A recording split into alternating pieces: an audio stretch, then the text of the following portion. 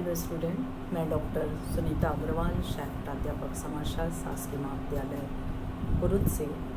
आज हम MA sociology के 4th सेमेस्टर के पेपर कंपैरेटिव सोशलॉजी के यूनिट 5th के अंतर्गत सोशलॉजी फॉर इंडिया या भारत के लिए समाजशास्त्र, जिसमें आपको 4 थिंकर्स पढ़ने हैं: लुईस ड्यूमन, पोकॉक, योगेंद्र सिंह और डॉक्टर इंद्रदेव। इस लेक्चर के पार्ट 1 में मैं 2 थिंकर्स पर आपके साथ चर्चा करूंगी, लुईस ड्यूमन एंड पोकॉक।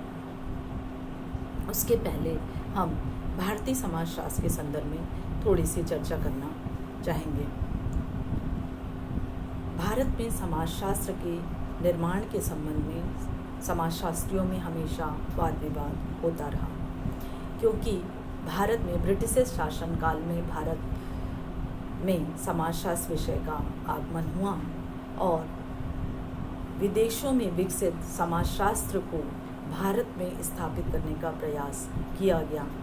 लेकिन समस्या ये थी कि भारतीय समाज और विदेशी मूल में विकसित सिद्धांत यहाँ की व्यवस्था पर उचित नहीं बैठ रहे थे। एक और विडंबना जो आज भारत में दिखाई देती है वो ये है कि भारत में समाज के विकास के संदर्भ में सरकार द्वारा जो निर्णय लिए जाते हैं, उन निर्णयों में भारतीय समाजशास्त्रियों के निर्णयों को वो महत्व नहीं मिलता जो कि मिलना चाहिए, या दूसरे अन्य विषयों की तरह समाजशास्त्र को वह स्थान नहीं मिल पा रहा है जो उसे वास्तव में मिलना चाहिए। अब हम भारत में समाजशास्त्र के ऐतिहासिक पृष्ठभूमि पर अगर जाएं, तो भारत में समाजशास्त्र की नींव 1919 में बॉम्बे विश्वविद्यालय में रखी गई और उसके 2 साल बाद लखनऊ विश्वविद्यालय में समाजशास्त्र विभाग की स्थापना हुई। बॉम्बे विश्वविद्यालय में J.S. घुरिये ने ऐतिहासिक विद्याशास्त्री परिप्रेक्ष्य का समाजशास्त्र के अध्ययन हेतु उपयोग किया या उस पद्धति को अपनाया। वहीं दूसरी तरफ राधाकमल मुखर्जी ने पश्चिमी बौद्धिक संदर्भ व पश्चिम भारतीय लोकवार्ता के समन्वय पर जोर दिया, यानी वह दोनों तरह का जो पश्चिमी सभ्यता से जो ज्ञान था, सिद्धांत था, उसको और भारतीय जो लोक वार्ता है, लोगों के जो आम जीवन में चलने वाली जो व्यवस्था है, उस सारी चीज़ों की व्यवस्था को जोड़कर एक समन्वयात्मक समाजशास्त्र के निर्माण की बात करते हैं। लेकिन वहीं दूसरी ओर ऐसे भी समाजशास्त्री भारत में हैं जिनका कहना था कि भारत में समाजशास्त्र क्षेत्रवाद पर बल दे तो ज़्यादा बेहतर होगा। भारतीय मूल के समाजशास्त्री नहीं हैं लुईस ड्यूमा और पोकॉक, किंतु उन्होंने भारतीय समाजशास्त्र, भारत के समाजशास्त्र और भारतीय सामाजिक व्यवस्था पर बहुत से अध्ययन किए। तो लुईस ड्यूमा एवं पोकॉक तथा अन्य भारतीय विद्वान भी ये चाह रहे थे कि समाजशास्त्रीय क्षेत्रवाद भारत के समाजशास्त्र के विकास में सहायक होगा। जो समाजशास्त्री इस विषय पर अपने विचार वक्त रहे थे, उस समय की कुछ पुस्तकें जो पब्लिश हुई, तो भारत के लिए समाजशास्त्र के संदर्भ में कुछ समाजशास्त्रियों की पुस्तकें प्रकाशित हुई, जिनमें योगेंद्र सिंह, नरेंद्र सीधी, इंद्रदेव जी की पुस्तक sociology for India, Radhakamal ji की पुस्तक sociology for Indian sociology, Yogendra Singh ji की पुस्तक Indian sociology, Oommen and Mukherjee की पुस्तक Indian sociology and D N Dhanagare की पुस्तक themes and prospective in Indian sociology 1993 में प्रमुख पुस्तकें रहीं, जहाँ पर भारत में समाजशास्त्र के पर चिंतन इन पुस्तकों के माध्यम से किया गया। जैसे कि मैंने कहा आपसे कि लुईस ड्यूमा ने भारतीय सामाजिक व्यवस्था पर, जाति व्यवस्था पर बहुत सारे अध्ययन किए। तो हम यहाँ लुईस ड्यूमा के संदर्भ में बात करेंगे। मैं बहुत विस्तार से बात नहीं कर पाऊँगी। हम बहुत उनकी जीवन परिचय पर ना जाके बहुत थोड़ी सी बातें बताना चाहूँगी। फ्रांसीसी मानवशास्त्री लुईस ड्यूमा भारत के समाजशास्त्री और मानवशास्त्री शास्त्री हैं जो जाति व्यवस्था तथा संस्करण के अपने विश्लेषण और कंट्रीब्यूशन टू सोशलॉजी नामक पत्रिका के एक संस्थापक सह संस्थापक के लिए विशेषकर जाने जाते हैं। उन्होंने केवल जाति व्यवस्था के पर अध्ययन नहीं किया, उनके साथ साथ भारतीय सामाजिक व्यवस्था के कई अन्य पहलुओं जैसे नातेदारी, धर्म, विवाह आदि पर भी अनेक लेख लिखे और पुस्तकें लिखी, जिनमें कुछ प्रमुख यहाँ पर हैं। Hierarchy and marriage alliances in south Indian kingship, homo hierarchy 1970 में पब्लिश हुई। Religion, politics and history in Indian firms medieval two marks 1970 में पब्लिश हुई। एसे ऑन इंडिविजुअल 1986 में पब्लिश हुई। आइडियोलॉजी अलेमेंट 1994 में पब्लिश हुई। हम मुख्यतः जिस पुस्तक पर बात करने वाले हैं वो 1970 में उनकी पुस्तक होमो हायरार्की सम अधिक्रमिकता के प्रकाशन ने उन्हें अंतर्राष्ट्रीय जगत में अग्रणी समाजशास्त्र की पहचान दी। यह पुस्तक पहले 1967 में फ्रांसीसी में प्रकाशित हुई, फिर अंग्रेजी अनुवाद मार्क्स से 1970 में किया। इस पुस्तक में उन्होंने भारत विद्या, मानवशास्त्र और उच्च समाजशास्त्रीय सिद्धांत का समन्वय कर भारतीय जाति व्यवस्था और उसके प्रभाव का विश्लेषण किया। भारत में समाजशास्त्र की दो मुख्य धाराएं अध्ययन तो चलती हैं। एक तो अगर हमें भारतीय समाज को समझना है तो हमें संस्कृत ग्रंथों को समझना होगा, जिस पर ये जो विषय आ रहा है भारत विद्या शास्त्र का मतलब ही है जो हमारे संस्कृत ग्रंथ हैं, उन संस्कृत ग्रंथों को पढ़कर हम भारतीय समाज को बेहतर तरीके से समझ सकते हैं। और दूसरी तरफ भारतीय क्षेत्रवाद अध्ययन, फील्ड वर्क स्टडी, जिसके आधार पर हम भारत की समकालीन भारत की और उसकी वास्तविक स्थिति को बेहतर तरीके से समझ सकते हैं। तो लुइस डूमा ने इन दोनों के समन्वय के आधार पर जाति व्यवस्था को बताया।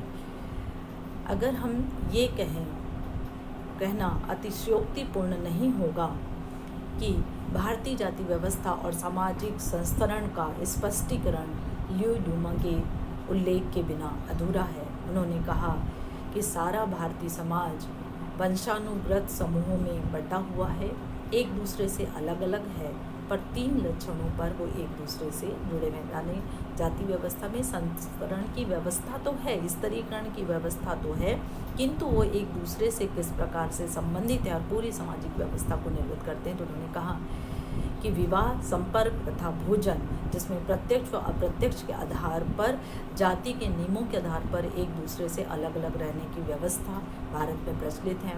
दूसरी तरफ उन्होंने कहा कि काम के लिए एक दूसरे पर निर्भरता व श्रम विभाजन, इन कार्यों में परिवर्तन एक सीमा तक ही हो सकता है, यानी व्यक्ति एक दूसरे से कार्यों के लिए निर्भर भी है। तीसरा, यहाँ श्रेणीबद्धता, जिसके आधार पर सारी संरचना भी किसी भी समूह की स्थिति उच्च श्रेणी की और कुछ की निम्न श्रेणी की है, यानी उच्चता और निम्नता का एक क्रम जो है वो दिखाई दे रहा है। भारत एक ऐसा धार्मिक समाज है जो जाति व्यवस्था की शुद्ध संस्करण व्यवस्था से परिचालित है। उन्होंने इस पुस्तक में भारतीय समाज व जाति व्यवस्था में होने वाले परिवर्तन को भी स्पष्ट किया, लेकिन उन्होंने कहा कि समाज में परिवर्तन हो रहा है, किंतु समाज में परिवर्तन नहीं हो रहा है। परिवर्तन हो भी रहा है और नहीं भी हो रहा है, क्योंकि जाति व्यवस्था का जो रूप उस आधुनिक समय में उन्हें दिखाई दिया तो उन्हें लगा कि यह स्थितियां आज भारत में आज भी है। उनकी पुस्तक होमो हायरार्की, जिसमें 11 अध्याय हैं, उन अध्यायों के अंतर्गत उन्होंने आधुनिक मानव के समतामूलक विचारधारा को अलग अलग श्रेणियों में विभाजित कर स्पष्ट किया है। History of India ideas the pure and the impure, अर्थात उन्होंने ये कहा कि पवित्रता और अपवित्रता क्या है, स्तरीकरण की व्यवस्था क्या है, उसके पहले जाति व्यवस्था के पहले वर्ण व्यवस्था क्या थी, डिवीज़न ऑफ लेबर में श्रम विभाजन की क्या स्थितियां हैं, मैरिज का सिस्टम क्या है वहाँ पे, उनमें हायरार्की किस प्रकार से दिखाई दे रही है, खान पान के संदर्भ में रूल्स और रेगुलेशन क्या है, जाति के आधार पर पावर एंड टेरिटोरीज़ के संदर्भ में क्या निर्धारण किए गए हैं। साथ ही साथ उन्होंने कास्ट गवर्नमेंट यानी जाति पंचायत, उसके न्याय व्यवस्था और उसके अधिकार के संदर्भ में भी उन्होंने चर्चा की। कंटेम्प्टरी पोजीशन उस समय क्या थी, उन सारी चीज़ों को उन्होंने उस समय स्पष्ट किया। और साथ ही साथ 3 caste among non Hindu and outside India के संदर्भ में भी बात की। तो इस तरह से उन्होंने कॉन्टेम्प्टरी सिचुएशन जो उस समय भारतीय समाज की जाति व्यवस्था की जो स्थितियां थी उसको अपनी इस पुस्तक के माध्यम से होमो हायरार्की के माध्यम से प्रस्तुत करने का प्रयास किया। तो हम ये कह सकते हैं, अगर भारतीय समाज शास्त्र को हमें समझना है या भारतीय समाज शास्त्र के लिए किनका योगदान था, तो उसमें लुइस ड्यूमा जो है वो एक ऐसे समाजशास्त्री हैं जिन्होंने भारत के समाजशास्त्र के लिए अपना योगदान दिया। दूसरे समाजशास्त्री जिस पर हम चर्चा करने वाले हैं वो है डेविस पोकॉक। डेविस पोकॉक भी एक ब्रिटिश मानवशास्त्री थे और उन्होंने प्रारंभ में अंग्रेजी साहित्य का अध्ययन किया, किंतु 1950 के दशक में वो इवान पिचर्ड्स के मार्गदर्शन में उन्होंने मानव विज्ञान में शोध कार्य किया और उन्होंने प्रसिद्ध मानव विज्ञानी लुइस ड्यूमा के साथ भी मिलकर काम किया। संयुक्त रूप से कंट्रीब्यूशन टू इंडियन सोशलॉजी संपादक के रूप में उनका योगदान रहा। लुइस ड्यूमा एवं पोकॉक बौद्धिक रूप से समान विचारधारा के माने जाते हैं। लुइस ड्यूमा का जो योगदान अध्ययन रहा है वो भारत के गुजरात में 1950 के दशक में उन्होंने फील्ड वर्क किया। आपने लंदन में भारतीय और गुजराती प्रवासियों का भी अध्ययन किया।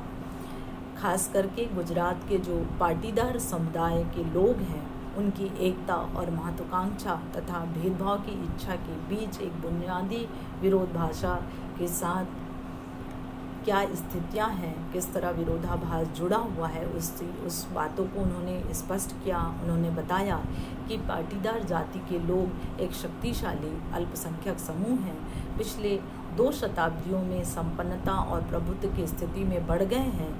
कई लोग भारत की परंपरागत कृषक होते हुए भी व्यवसाय के लिए विदेशों की ओर चले गए हैं। पोकॉक ने विश्वास की धारणाओं में विश्वास रखते हुए स्पष्ट किया कि हिंदू धर्म, संगठित धर्म, धार्मिक, सांप्रदायिक तथा सामाजिक और आर्थिक परिवर्तनों के बीच संबंधों के विश्लेषण को वो स्पष्ट करते हैं। वो ये बताते हैं कि गांव की नहीं बल्कि संपूर्ण गुजरात को हमें इसके आधार पर विश्लेषित कर समझने की आवश्यकता है।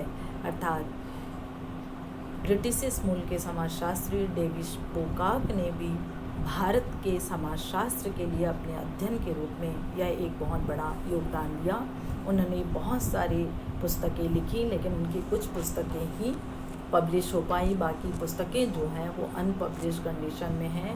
उन्होंने अधिकांश जो कार्य किए, जैसे कि मैंने कहा, वो प्रकाशित रह गए, लेकिन उनके कुछ प्रकाशित सूचियों में जो भारतीय समाजशास्त्र के लिए बहुत उपयोगी है उनकी सूची में कुछ शामिल है।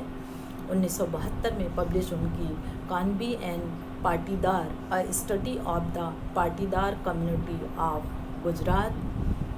दूसरी पुस्तक उनकी पब्लिश हुई 1973 में, mind, body and wealthness, study of belief and practices in Indian villages.